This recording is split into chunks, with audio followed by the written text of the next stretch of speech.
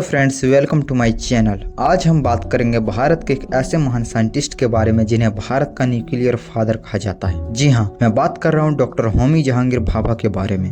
24 जनवरी 1966 को air India की flight 101 Mumbai के सेंटा क्रूज एयरपोर्ट से लंदन जा रहा था। तभी अचानक माउंट ब्लॉन्क पहाड़ियों से टकराकर प्लेन क्रैश हो गया, जिसमें होमी भाभा के साथ टोटल 117 लोगों की मौत हो गई। लेकिन हैरान कर देने वाली बात यह है कि ठीक 13 दिन पहले भारत के प्रधानमंत्री लाल बहादुर शास्त्री की भी रहस्यमयी मौत हुई थी और ठीक बाद भारत के न्यूक्लियर प्रोग्राम की रीढ़ माने जाने वाले भाभा की भी अचानक से मौत हो गई।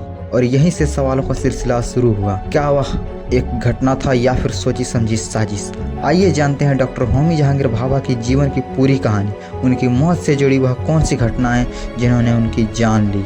डॉक्टर होमी जहांगीर भाभा का जन्म 30 अक्टूबर 1909 को मुंबई के एक पारसी परिवार में हुआ था। उनके पिता जहांगीर होरमुसजी भाभा मुंबई के जाने माने वकील थे और मां मेहरबाई भाभा एक गृहिणी थी। होमी बचपन से ही असाधारण प्रतिभा के धनी थे। उनकी रुचि किताबों, संगीत और ललित कला में थी, लेकिन उनकी सबसे बड़ी ताकत थी विज्ञान के प्रति उनका जुनून। छोटी उम्र में ही वे जटिल वैज्ञानिक सिद्धांतों को समझने लगे थे। 15 साल की उम्र में उन्होंने मुंबई के कैथेड्रल और जॉन कैनन स्कूल से सीनियर कैम्ब्रिज परीक्षा पास कर ली, जो उस समय बहुत बड़ी उपलब्धि थी। इसके बाद वे एल्फिस्टन कॉलेज और royal institute of science Mumbai से बीएससी की पढ़ाई पूरी की। 1927 में 18 साल की उम्र में होमी भाभा अपने पिता की इच्छा के अनुसार इंग्लैंड के कैम्ब्रिज विश्वविद्यालय में मैकेनिकल इंजीनियरिंग की पढ़ाई करने के लिए चले गए। लेकिन होमी का दिल तो भौतिक में था। उन्होंने अपने पिता को पत्र लिखकर कहा, मैं इंजीनियरिंग जरूर पढ़ूंगा, लेकिन मेरी असली लक्ष्य भौतिक है। 1930 में उन्होंने मैकेनिकल इंजीनियरिंग में डिग्री हासिल की और फिर भौतिक में अपनी पढ़ाई शुरू की। कैम्ब्रिज में उनके गुरु मशहूर वैज्ञानिक पॉल डिराक और रॉयल एच फाउलर थे। 1934 में होमी ने कण भौतिक और कॉस्मिक किरणें पर शोध करके पीएचडी की उपाधि हासिल की। इस दौरान उन्होंने भाभा स्कैटरिंग की खोज की, जो इलेक्ट्रॉन और पॉजिट्रॉन के टकराव को समझने में एक महत्वपूर्ण सिद्धांत था। इनकी इस खोज ने विश्व स्तर पर उनकी पहचान बनाई। उनकी प्रतिभा को देखते हुए मात्र 31 साल की उम्र में उन्हें इंग्लैंड के प्रतिष्ठित रॉयल सोसाइटी का सदस्य चुना गया। 1939 में होमी छुट्टियों के लिए भारत आए थे। वे कुछ समय बाद वापस कैम्ब्रिज जाने वाले थे, लेकिन उसी समय द्वितीय विश्व युद्ध छिड़ गया और वे इंग्लैंड वापस नहीं जा पाए। उस समय नोबेल पुरस्कार विजेता सीवी रमन ने उन्हें बेंगलुरु के भारतीय विज्ञान संस्था IISc में भौतिक के प्राध्यापक के रूप में शामिल होने का न्योता दिया। होमी ने इस अवसर को स्वीकार किया और यहीं से उनके जीवन का नया अध्याय शुरू हुआ। भारत में वैज्ञानिक अनुसंधान की सुविधाएं बहुत सीमित थी। उन्होंने ठान लिया कि भारत में विश्व स्तर का वैज्ञानिक अनुसंधान केंद्र बनवाएंगे। 1944 में सर दौराबाजी टाटा ट्रस्ट की मदद से उन्हें Tata institute of fundamental research TIFR की नींव रखी और इसका गठन 1 जून 1945 को हुआ।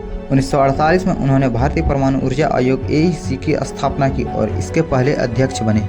उसके नेतृत्व में 1956 में भारत का पहला परमाणु रिएक्टर अप्सरा बनाया गया, जो पूरी तरह से स्वदेशी था। इसके बाद होमी ने ट्रॉम्बे में भाभा परमाणु अनुसंधान केंद्र BARC की स्थापना की, जिन्हें 1958 में भारत सरकार ने 3 चरण परमाणु कार्यक्रम के रूप में अपनाया। होमी भाभा की उपलब्धियां केवल भारत तक सीमित नहीं थी। 1941 में उन्हें रॉयल सोसाइटी का फेलो बनाया गया। 1942 में वे एडम्स पुरस्कार जीतने वाले पहले भारतीय बने। 1954 में भारत सरकार ने उन्हें पद्म भूषण से सम्मानित किया।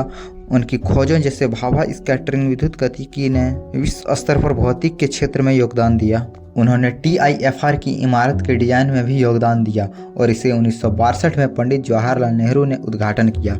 और भी अनेकों उपलब्धियां उन्होंने अपने जीवन में हासिल किया। अब हम बात करेंगे उनकी मौत कैसे हुई और क्यों हुई। साल 1962 में भारत और चाइना के बीच युद्ध हुआ, जिसमें चीन बहुत ही आसानी से इस युद्ध को जीत जाता है। उस समय भारत को एहसास हुआ परमाणु बम बनाना बहुत ही जरूरी है। उस समय पंडित जवाहरलाल नेहरू ने भाभा को चुना, क्योंकि उस समय भारत में कोई भी वैसा बड़ा वैज्ञानिक नहीं था। साल 1965 में होमी भाभा ने ऑल इंडिया रेडियो पर घोषणा किया कि भारत को महज 18 महीने में परमाणु बम बना के दे सकते हैं, जिसके बाद सभी देश का नजर भाभा के ऊपर था, क्योंकि क्योंकि अगर उस समय भारत एक परमाणु संपन्न देश बन जाता तो भारत उस समय का सुपर पावर बन सकता था, लेकिन ऐसा कोई भी देश नहीं चाहता था। 24 जनवरी 1966 को डॉक्टर भाभा मुंबई से न्यूयॉर्क जा रहे थे, जेनेवा में एक बैठक में भाग लेने के लिए। वह एयर इंडिया की फ्लाइट 101 में बैठा हुआ था। प्लेन 8 AM को टेक ऑफ करता और वह मुंबई से बेरूत से जेनेवा से पेरिस होते हुए लंदन जा रहा था। लेकिन प्लेन ठीक टेक ऑफ करने ही वाला था, उसके